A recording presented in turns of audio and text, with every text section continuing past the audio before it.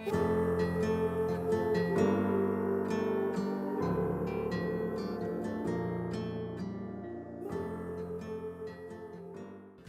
today we're starting the amazing, at times going to be awkward relationship series.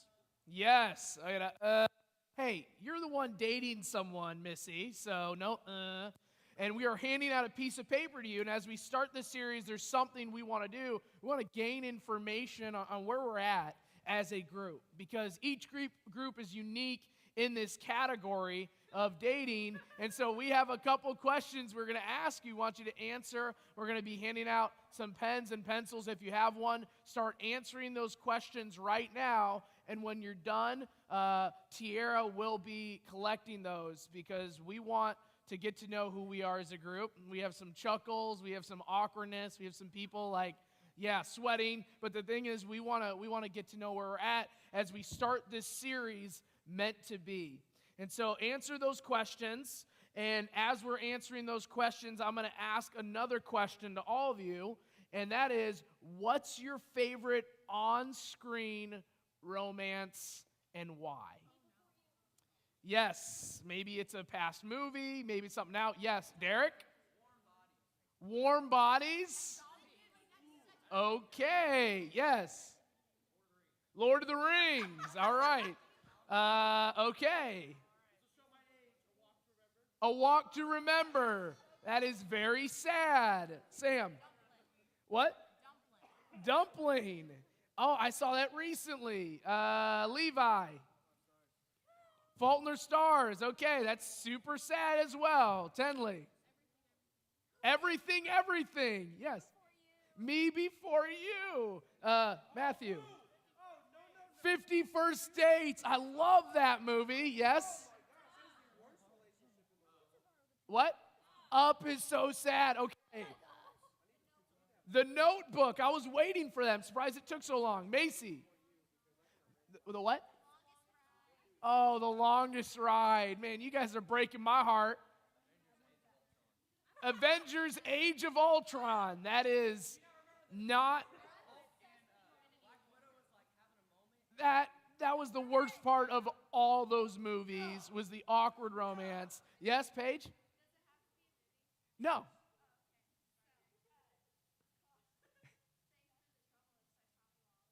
Thanks for the trouble. Oh, awesome. Yeah. Okay, everyone, read books. Thank you. Thank you. Yeah. Okay, so I'm going to share something. It's kind of embarrassing, but my wife and I, but mainly my wife, we have a movie that we like, and it's called 13 Going on 30. Yes. And some of you have seen this, and it is so funny. And right now, I'm 31 years old. My wife is 30. Hopefully she's not mad for me telling everyone that. But now that I'm around that age and have a couple kids, it is really funny to think about being 13 years old and then being 30 years old. Do we have any 13-year-olds in this room? No, you're not. You're a junior. Okay, so we have no 13-year-olds. They're all over there in Middle School Connect. But with this movie, really, it's a movie that is so unrealistic, and all of you have mentioned movies and books that if you really think about them in the idea of romance, they're really not realistic. And if we took some of the advice that we saw from these movies, it's almost like everything has to be destiny, and then it's meant to be. And there's all these ridiculous situations where people meet, and then they come together, and they're meant to be. And so if we follow those rules, it almost is something that I would say, hey, don't follow those rules. And so when it comes to 13 going on 30, I want to share this, and I wanted to not miss anything with communicating 13 going on 30. Jenny Rink has two wishes, and I'll even say it like that: to become one of the school cool girls and to be 30. And she wants to be a cool girl and 30 rather than hanging out with her uncool friend Matt, who happens to be the person who plays the Hulk. After her disastrous birthday party, an accidental sprinkling of magic dust makes both wishes come true, and she finds herself at 30 as a highly successful New York fashion editor. Luckily, she locates Matt for help on how her new world works, but as she finds out, she has behaved terribly up to her 30th birthday. She increasingly discovers that most people don't like her because she's a bad person. But then she returns to being the person who she knew she needed to be when she goes back to being 13 and she finds Matt. So I want to ask this question.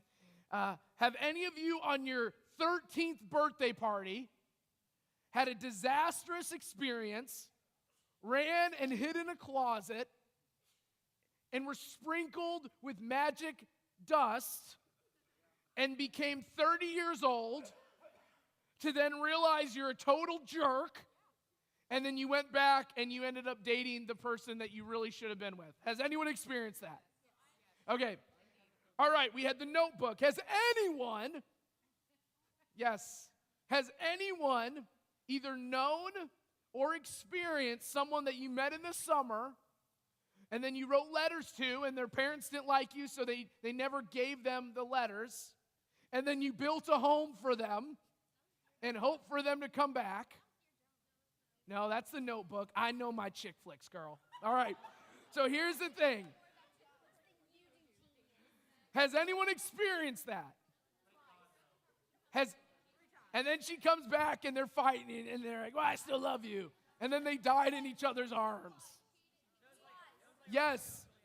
Okay, everyone. Chill out. Chill out. Listen to Paige read books, okay? Yeah. She always flips the pages. Get it? A bad pun. Okay, but the point is this. If we follow the example of these chick flicks and these romances and these novels, then we probably are going to have a terrible experience with the relationships because they're not true. I see girls that are devastated right now. And Derek. He's like, Ages of Ultron is a love story. Okay, here's the thing. But the thing is this. When I think about dating is many things, and I got 3 things of what it is, because if we're honest, we're probably confused that our relationships haven't worked out the way we had planned, and I want to talk on that. You know, my job as a leader is not just to like scratch your back, it's to tell you things that you don't want to hear. And so we're going to spend 4 weeks talking through relationships and dating, because the way it looks in our group, you know, relationships are a huge, crazy, sometimes disastrous experience. And I don't want it to be that way. It's not supposed to be that way. So we're going to talk on them because a couple things. Dating is complicated. Have you guys ever heard that? It's complicated, right? If I had a nickel for how many times one of you shared that the relationship you're in or the person you're talking to is complicated, I would have $1.50, all right? So the thing is, we have relationships, and because we're dealing with people, people are complicated. Dating is complicated, and so we're going to have issues. Second thing is, dating is hard to talk about. When I talk to some of you, you get really awkward and you start smiling and you turn red. And it's because dating, it is confusing. And if you go to someone, they're probably going to give you a different opinion than the person right beside them. You know, with me, I'll probably give you advice than your best friend. You know, I'm going to try to be as biblically sound as possible. When it comes to Scripture, I believe there are some clues in here. Even though there's not a lot of talking on dating, there's some clues on how to treat people. And so dating is hard to talk about because there's different opinions. And the third thing is dating is so confusing because, I mean, you're dealing with someone that's a different gender, right?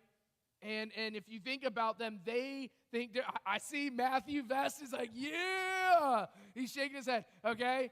Dylan Fraley, he's being wise. He's just like looking around, okay? But the thing is this. We see people are uncomfortable because it's confusing. And you're like, wait, why don't you think like this? This makes sense to me. Why does it make sense to you? Oh, and you should read my mind, by the way. My wife and I have had a lot of fun with that. And she'd be like, you should have known. And I'm like, wait, what? It's like, you should have known how that look. I like winked a little. And I'm like, I have no idea. She like looks at me and she's like, you should have known to make the bed, vacuum the house, go and clean the bathroom. And I'm like, you just looked at me. And so, but the thing is this. I love you, Amanda. Okay, so the thing is this.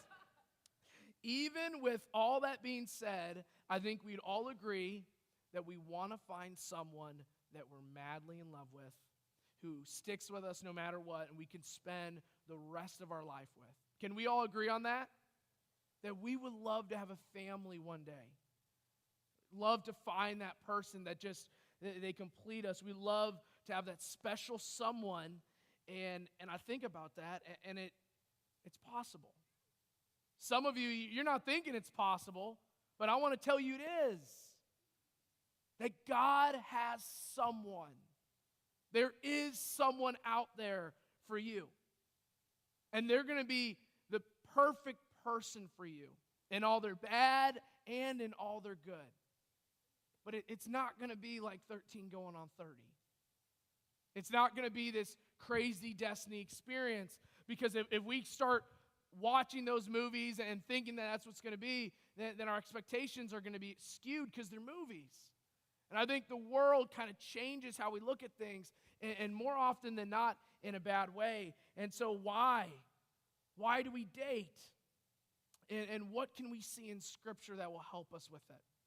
So I want to talk to you about something real quick. In the Bible, there really isn't a ton on dating, like I said a couple minutes earlier, because dating wasn't really a thing in biblical times.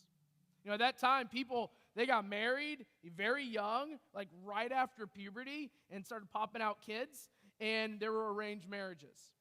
So if you think about that, there was no Christian Mingle or Tinder or DMing. There was none of that. So they just, what? They communicating through conversation. Like they looked and they said, hey, was cooking good looking, and then the rest was history. But the thing was this, there was arranged marriages, and then we see in the Bible that the clues we have, they just have to do with how we interact with people. So I'm going to talk about this. We're going to be reading Matthew 22, starting in verse 36, and I want you guys to follow this because it does have something to do with dating. All right, let's put it up here. Teacher, which is the most important commandment in the law of Moses? Jesus replied, you must love the Lord your God with all your heart, all your soul, all your mind. This is the first and greatest commandment. All right? What we see here is above all, we are to love God with every ounce of what we are. We're supposed to love him so much that it is the beginning, the very essence of where we start. And so even though in here it doesn't say, how are we supposed to have a relationship and we have to date when we turn 16, and I think about this, but how in our world do we start with a healthy relationship? And it's that verse. It has to start there. It starts with our love for and our relationship with God, the God who created us. Because if we don't first love God well, we'll never be able to love people or date people well. I want you to let that sink in. If we don't love God well, we won't be able to love people as well as we should.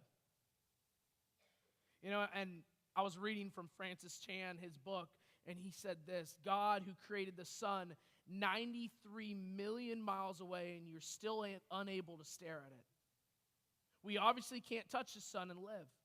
So how is it possible that we are currently attached to the one who shines brighter than the sun? I think in order to love God well, we got to put him where he is.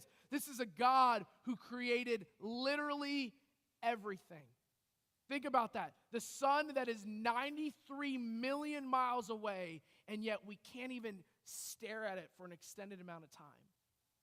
And he says, I shine brighter than the sun, and I want to have a relationship with you. And if you've given your life to me, I want my spirit to reside in you. and speak into you and change you.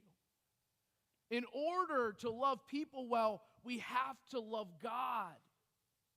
And so I think about this, and we have to understand a couple things about God. In the Word of God, it says this. First thing, that God exists in community. It says that in Genesis 1:26, then God said, let us make human beings in our image to be like us. They will reign over the fish in the sea, the birds in the sky, the livestock, all the wild animals on earth, and the small animals that scurry around the ground.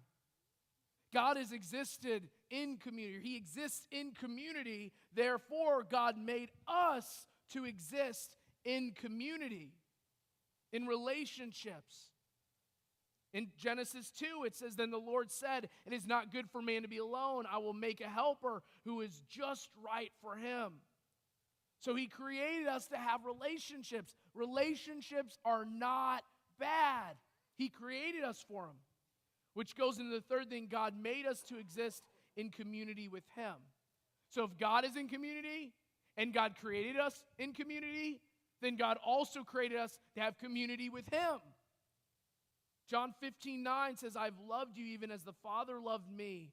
Remain in my love. Guys, staying close to Jesus makes every relationship better. That's where we start. Staying close to Jesus makes everything better. What does that mean? What does that look like? How do we understand what it looks like to stay close to him? I think there's a couple things that happen, and I think it starts with us having a community to surround ourselves with.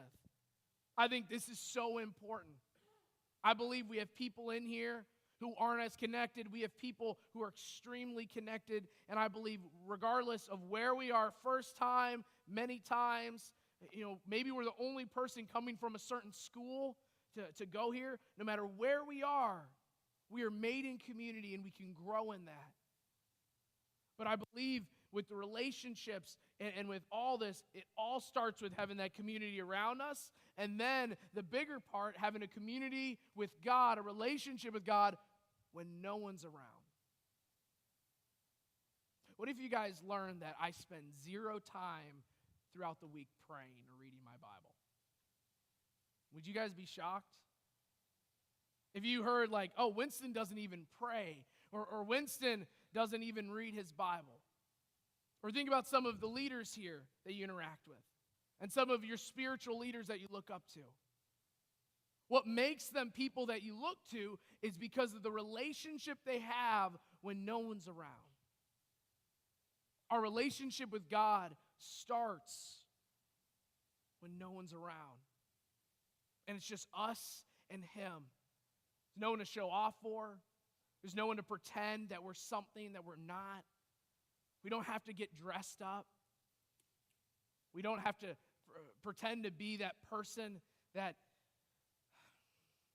is this or that. I mean, images, putting these images on. But I think about those times, that is where it starts. When we open the book and we're comfortable to say, I don't know what this means. We're comfortable to say that, you know what, I struggle here. We're comfortable to pray to him and say, I'm broken, I'm depressed, I'm devastated, I don't feel pretty, I don't feel loved, I don't feel respected. And that's where it starts. So in relationships, staying close to Jesus truly makes everything better. And that's why I want to ask some more questions here in a bit. But before that, I have a few statements I want us all to think about. And what we're going to do is, if you agree, you're going to give a thumbs up. Everyone has to participate. If you don't know, just do this. And if you disagree, put your thumbs down, okay? So here it is. If you are hoping a guy or girl will satisfy your loneliness, then you will always feel alone. You agree, disagree, or yeah. Okay, if you're hoping a guy or girl will satisfy your loneliness, then you will always feel alone. Okay. If anyone who disagrees, agree. Okay, all right. Second question, or not question, statement. If you are not at peace with God without a boyfriend or girlfriend, then you won't be at peace with God if you have one. Okay, you guys want me to read that again? If you are not at peace with God without a boyfriend or girlfriend, then you won't be at peace with God if you have one.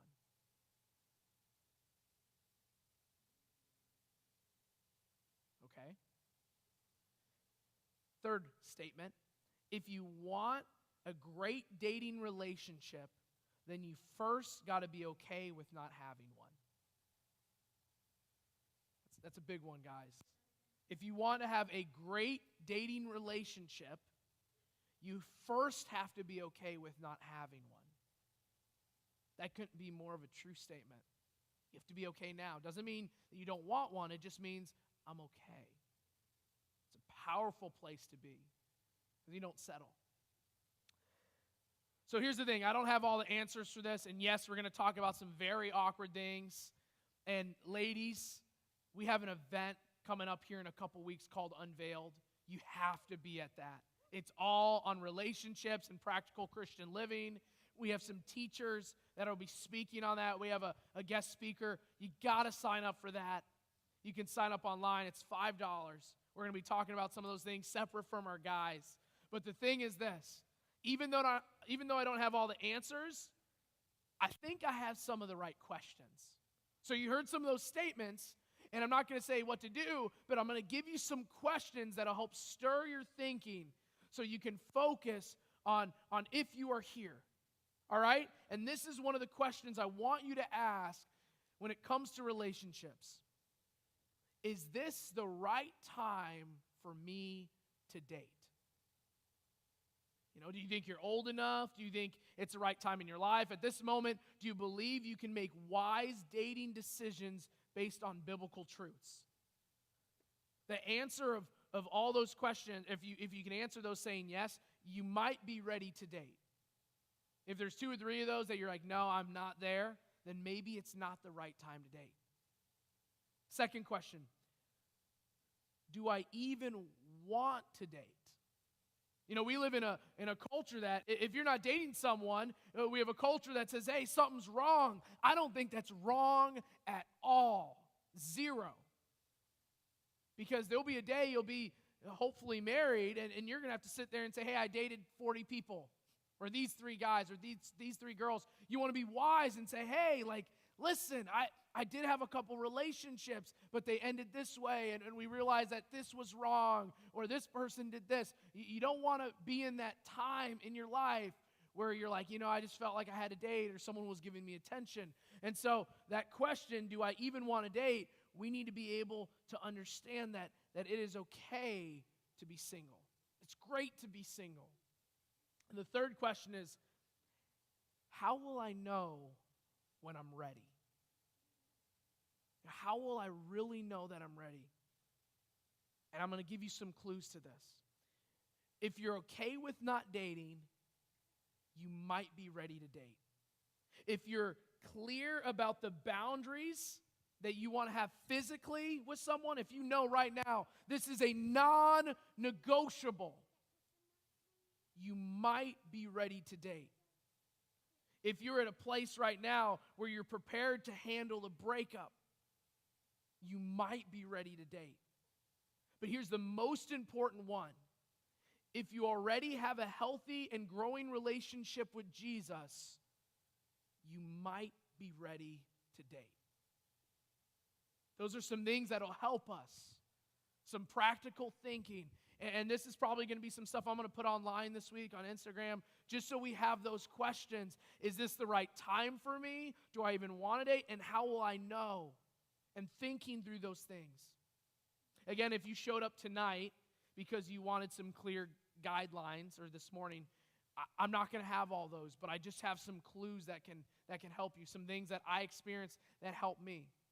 But it all starts with this. Loving others well starts with loving God well. Because staying close with Jesus, that's where it starts. That's the place where we need to begin. So we got 3 more weeks after today of this, and that's going to be so important because we're going to be continuing to go further down this line of what it looks like to be in a relationship. I want to make this announcement really quick. before we leave, and that is this.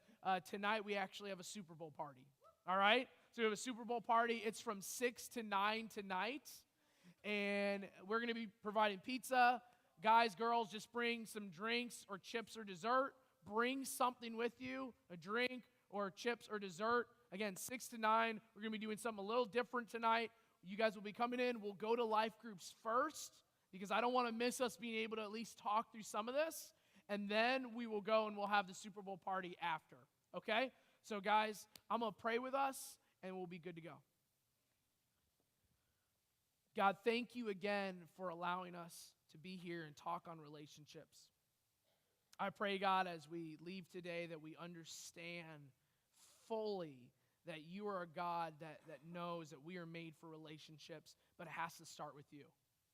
So, Father, as we end today, I just ask that all of us, we really dig in and ask those questions. Am I ready? Is this the right time? Should I really be doing this? Because relationships are tough and confusing. And maybe the reason we've had some troubled relationships is because we haven't thought of this stuff prior. So God, as we go into this series and we go into tonight, I pray that we're willing to really examine our hearts. And if we're not close to you, I pray that this is the time that it starts, that we draw close to you, because when we're close to you, Jesus, every relationship gets better. We love you. We pray this all in your name.